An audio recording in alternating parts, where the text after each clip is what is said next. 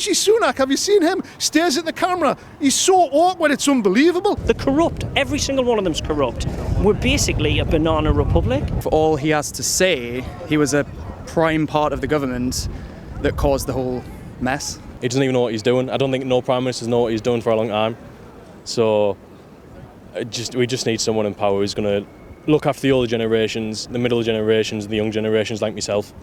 And if that doesn't happen, then this country's going to go into turmoil. The current Prime Minister's a criminal. The one before that was a criminal. And they just behave with impunity. It's absolutely ridiculous. And it's sad that they seem to think they can get away with it obviously not yourselves, but a complicit media that just tore the line and gloss over the multiple crimes that these people have committed. He's interesting. He's not. I don't like him. I'm not a very fan of the Tory party, so I feel like he's our third unelected. Kind of come in. Not really a fan. These politicians, you would think they would have something about them to be able to, get over to people. Rishi Sunak, have you seen him? Stares at the camera. He's so awkward, it's unbelievable. They're supposed to represent us, right? That's what we do. We elect them to represent us, but they don't. They represent themselves. I think that he's left to pick up the pieces of what's been before him, probably for the last 12 years. But I also think for all he has to say, he was a prime part of the government that caused the whole mess. I think he's trying to backtrack now. But quite honestly, the people I've spoken to, and my own opinion is, I'm just kind of sick of it. I don't know much about him apart from the fact that he's like a bit of a twat. But also, like, he's currently like trying to go against trans rights right now. And as like a trans person, I just think he should be focused on like the cost of living crisis instead of like trans people's lives. So like right now, I think after Liz Truss, and like it just seems that we just keep bringing in people who just don't know what they're doing. And I think that Tory rule needs to come to an end, to be honest, because I think we're all exhausted and everyone's freezing in their homes. Well, you've got to ask yourself the question, why are we not taxing the rich? Well, let's think. The Prime Minister's got 700 odd million. His wife's heiress to a mega fortune. He's set up hedge funds in the Cayman Islands. So we keep hearing about these tax loopholes. Well, why is there a tax loophole? We know they're there, let's fill them. It's because they don't want them filled, because they want to use them, because it's a way of them avoiding tax. I think that we need a change of government, and I don't think you can do the same thing and expect different results. So, do you think the worry, though, even if we say we got a Labour government, do you not think they'd be given a poison chalice? Can you see progress happening? Yeah, I think so. I think anyone that inherits a government after the Conservatives at the minute will be getting a poison chalice because of the state of the country at the moment. But I think if we continue to let the Conservatives run down this path that they're taking, it's going to be even worse. So we need to get off this bus eventually. They're corrupt. Every single one of them's corrupt. We're basically a banana republic. They complain about Russia. What are we?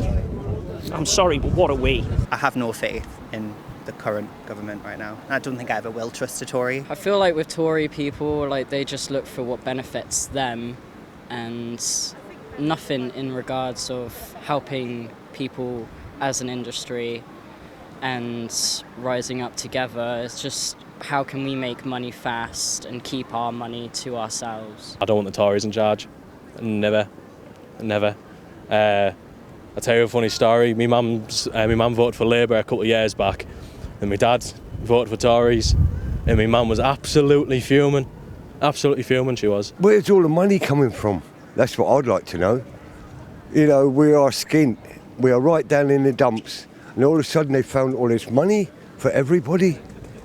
Where's it all coming from? We must be in deep debt, us. They have this whole hang-up on Brexit and the idea that they're going to make Britain great again, a bit like America, but they're really kind of neglecting the minorities in this country, those who are in poverty, those who are disabled, those who are LGBT, BME communities, victims of domestic abuse as well aren't getting any funding they need, and they're almost brushing everything under the carpet unless they're getting the money for it as well. Well, they keep changing the seasons, to be fair, so I'm not keeping up to it because every time that I look into the news, there's always something disappointing to look at. What would you say to Rishi Sunak if you had the opportunity? My God, I try and be polite because, I don't know, if you get angry, people, I I don't think they put stock in kind of what you've got to say if you become quite like bitter and angry about it, even though I am. I suppose I would say, you know, regardless of your wealth and your status in where you are in life, players like God just have some empathy. You know, if regardless of where, like, his stature and wherever you are, what your path is in life, if you've got empathy, then at least you can appreciate every single person and where they're at and what this is doing to them, and then the decisions that you make, if you've got empathy, it's probably going to curb the worst of those decisions, or you will act in people's best interests. But you're in that bracket because you're not on the breadline, as you said. You're here because you're tired of seeing it around you. Yeah, but I don't have a fucking mansion where I'm using taxpayers' expenses to like heat the pool and stuff. Come and work in these communities, come and actually see them and see what people are living through and have some compassion, because that's all that matters. You need to do more, because what you're doing now and what kind of things we're getting now is just not enough. Everyone's fed up, everyone's sick. I know it's not going to be an easy thing to fix it, but things need to be in place to fix it. I feel like nothing is actually, it's just existing, and it's chronically underfunded. It's people's lives, you know, it's people's health, and that's serious.